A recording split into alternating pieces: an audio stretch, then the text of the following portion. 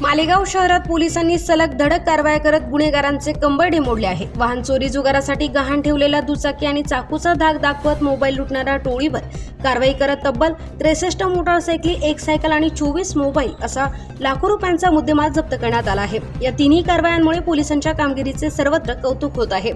गेल्या 4 ते 5 दिवसात मालेगाव पोलिसांनी वाहन चोरी विरोधात मोठी मोहीम राबवली। पहिल्या कारवाईत 12 चोरीच्या मोटारसायकली आणि 1 सायकल जप्त करण्यात आली। या प्रकरणी 6 संशयित आरोपींना अटक करण्यात आली असून त्यांच्याकडून वाहन चोरीच्या अनेक गुन्ह्यांची उकल होण्याची शक्यता पोलिसांनी व्यक्त केली आहे। दुसऱ्या धडक कारवाईत पोलिसांनी एका तथाकथित मटका किंगचा अजब कारभार उघडकीस आणलाय। मटका खेळण्यासाठी येणारे अनेक नागरिक पैसे नसल्याने स्वतःच्या मोटारसायकली गहाण ठेवत असल्याचे तपासात समोर आले। या कारवाई दरम्यान पोलिसांनी तब्बल 51 मोटारसायकली जप्त करत संबंधित अवैध रॅकेट उद्ध्वस्त केले। आपण मालेगाव शहरामध्ये एकूण 3 मोठ्या कारवाई केलेल्या आहेत। त्याच्यामधील एक कारवाई जी मालेगाव शहर पोलीस स्टेशनमध्ये मोटर व्हेकल थेफ्ट आणि त्याचं डिटेक्शन बाबतीतली आहे। मालेगावाच्या सिव्हिल हॉस्पिटलमधून 2 गाड्या चोरीला गेलेल्या होत्या। त्याच्याबाबत आपल्याकडे 17 जुलै आणि 27 जुलैला तक्रार दाखल होती। त्याचा तपास करत असताना आपल्याला एक विधी संघर्षित बालक आणि उरलेले इतर 5 आरोपी असे टोटल 6 आरोपी आपल्याला निष्पन्न झाले आणि त्यांना विश्वासात घेऊन विचारपूस केल्यानंतर त्याने आपल्याला एकूण 12 मोटरसायकल आणि 1 बायसिकल म्हणजे एक सायकल आपल्याला त्यांनी एकूण मुद्देमालात आपल्या ताब्यात दिली। त्याच्यामधून आपण एकूण 8 गुन्हे डिटेक्ट केलेले आहेत, 7 मोटरसायकलचे आणि 1 सायकलचा।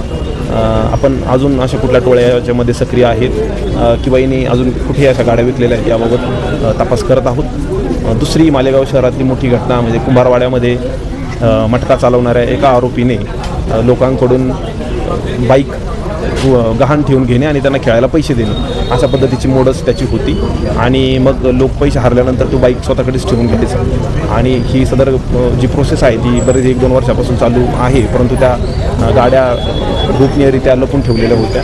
त्याची आपल्याला माहिती मिळाल्यानंतर आपण सदर ठिकाणी स्पॉट रेड केली।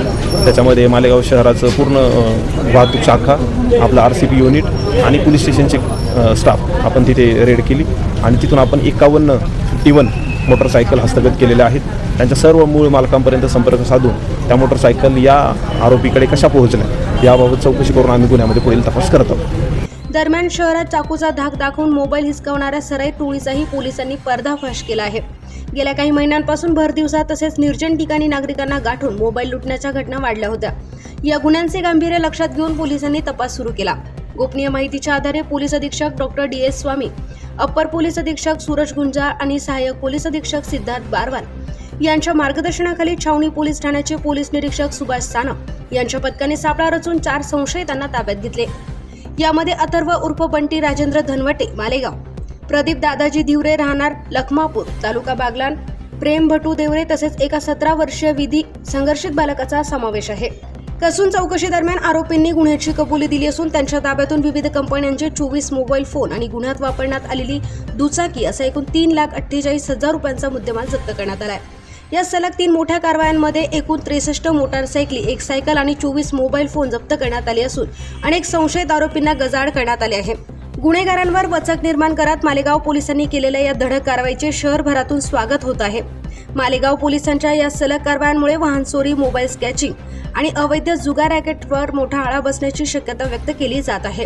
या प्रकरणाचा पुढील तपास सुरू असून आणखी काही धक्कादायक खुलासे होण्याची शक्यता पोलिसांनी वर्तवली आहे। मालेगाव छावणी पोलीस स्टेशनमध्ये आहे। इथे चाकूचा धाक दाखवून मोबाईल स्नॅच करणाऱ्या टोळीला आपण निष्पन्न करून त्यांना ताब्यात घेतलेला आहे।